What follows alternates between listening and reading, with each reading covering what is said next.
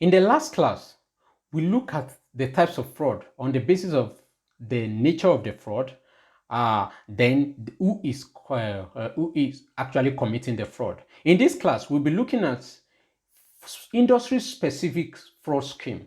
That is, we are looking at the types of fraud as it relates to different types of industries. The types of fraud we can find in different industries. These types of fraud are specific to this industry. When you are operating as an auditor under any of these industries, or as a fraud examiner or forensic accounting, when it relates to these industries, these types of fraud are specific to them.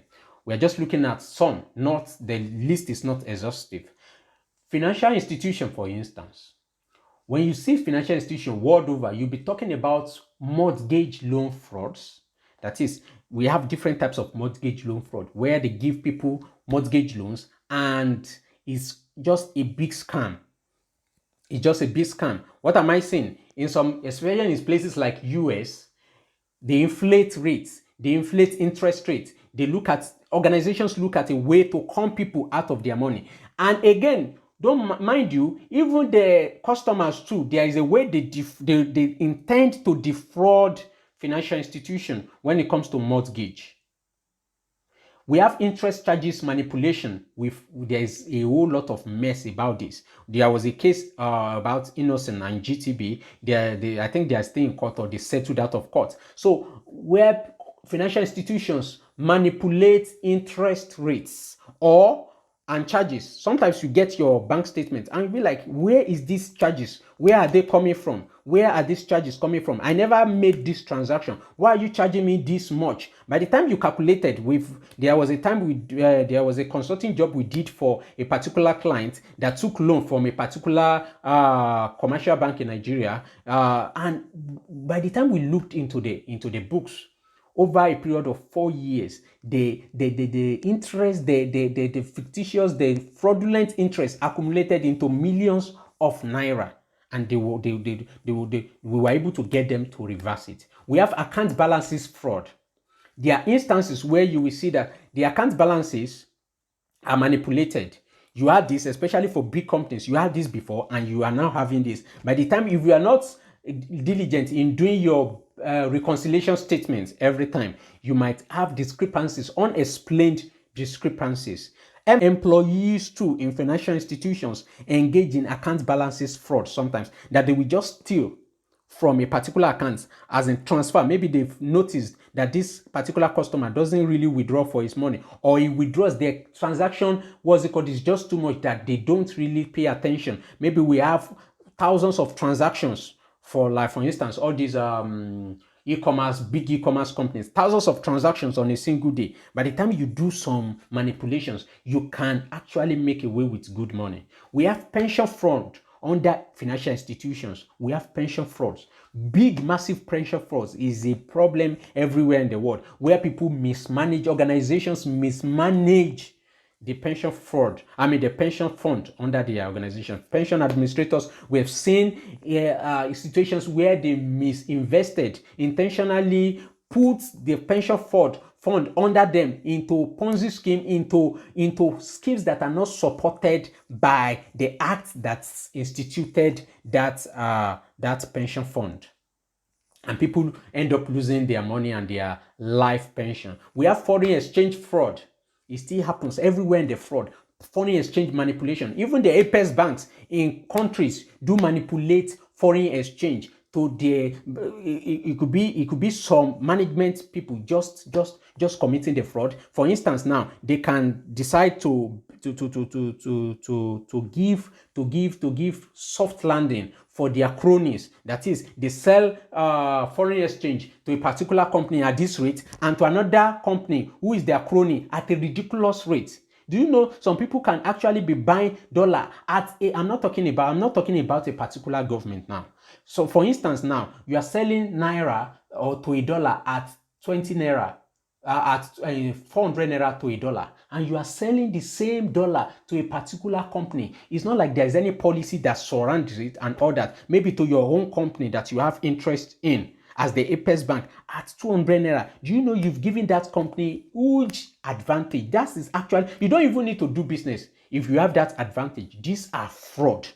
These are fraud. Some people request for foreign exchanges that are meant to be requested for large sum of money in millions of dollars that you can't just request for without having, maybe you want to import some goods categorized as necessary goods, and they are not actually importing any of this, and they are getting foreign exchange at ridiculous amounts.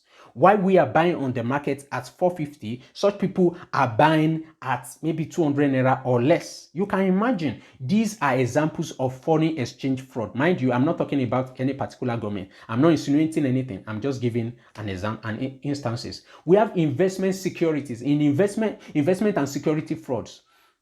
Under investments under investment and security industry, maybe stockbrokers and all that, or ordinary investment companies, we have things like Ponzi schemes, where the scheme is just Ponzi, it's manipulative.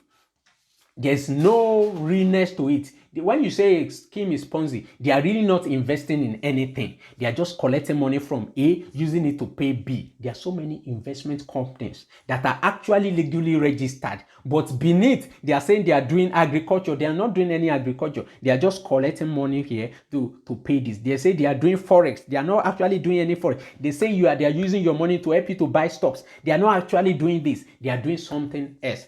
In the same investment and security industry, we can talk about insiders trading. What is insiders trading? Where people use information as an insider to benefit themselves. They know that, okay, this stock will rise and you will buy it for yourselves. It's actually in the law that you don't engage in insider trading. You don't engage in insider trading. For instance, now you know that you know that this you know that you are privy to the information that this is going to happen, and you leverage on that to benefit yourself. We have intentional misleading advisories where people mislead people just intentionally for their own benefit, like buy stocks in this company as an investment advisor. Buy stocks in this company, and you know that you are actually doing it for a particular purpose. Maybe you've collected kickbacks from these companies, and you're saying a billionaire should come and invest this billion in it, and before you know it, the whole companies go down crashing. And it was just an advice, but it was intentionally misleading. Then we talking about misrepresentation by brokers for personal gain. They misrepresented facts. They are meant to advise you. They are meant to do this and that, but they are not working in your interest because of their personal gain. Maybe they have interest in the company they are putting out to you to invest in. We have organized pattern trade. That is, they just buy and dump stocks. They would buy it. You think a particular company's stock is actually rising or based on fundamentals. When we are talking about fundamentals, that is, they are performing well in the markets. Their results are good, or their operations are good. They are actually making sales. But no, that is actually not it. We have seen a situation a few years ago, maybe some like 10 years ago, where a particular company that has been locked for years in Nigeria, I think it was an oil or was it an insurance? They were physically they are under key and locks, and their stock kept rising on the stock market. What informed that? Some people are actually pumping money. Maybe the management, maybe this pumping money. They will pump money and make sure, and it's demand and supply that drives stocks. So now, by the time you see it rising, these people will want to buy. That something is happening here. I can make a gain, and they will just crash it. They will withdraw they will sell. And the more they sell, the more it crashes down. So they've made their margin. It's an example of organized patterned trade. Under health and insurance, this is mostly around part in advanced countries where they have working insurance schemes.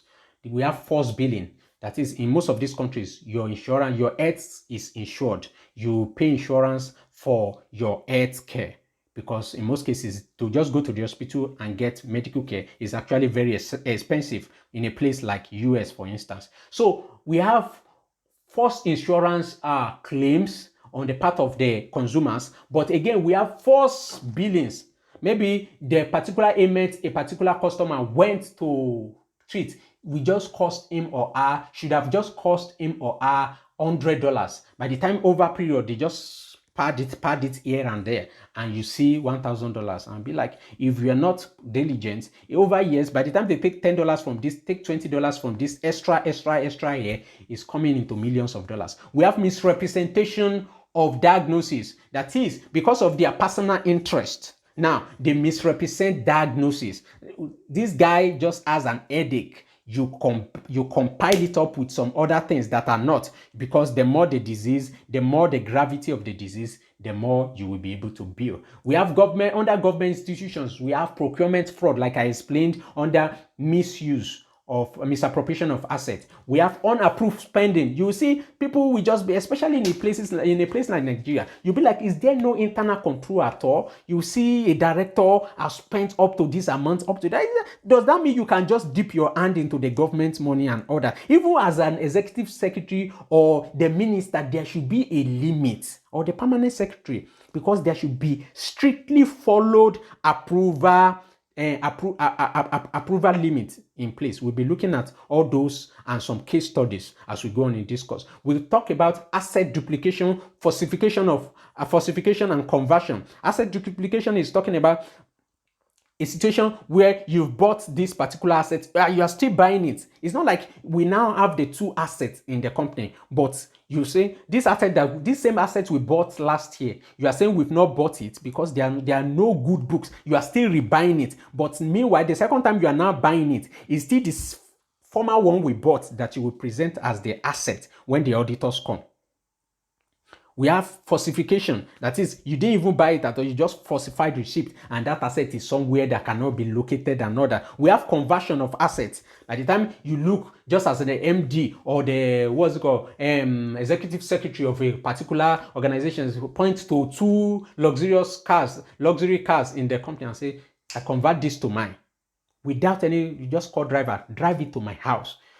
We've had a whole lot of these instances. We've seen a situation where the security operatives just uncover vehicles rotting away, parked and rotting away in bush, parked there by all these top people, because they are just converting, both the ones that are useful for them and the one that is not useful to them. It's not because it's not necessarily alone because they are thieves, but because because the control measures are so weak. We don't have institutions, especially in a place like Nigeria. Then we have payroll fraud, just like we said in the previous class. We have process boycotts, where people just boycott processes that are in place. You know, it's not just about putting process in place. It's about enforcing it. These processes are actually in place, but there's no willpower to enforce it. People just do what they like, especially when you use government institutions in Nigeria as a case study. So we've been able to look at industry-specific fraud schemes that, as an auditor,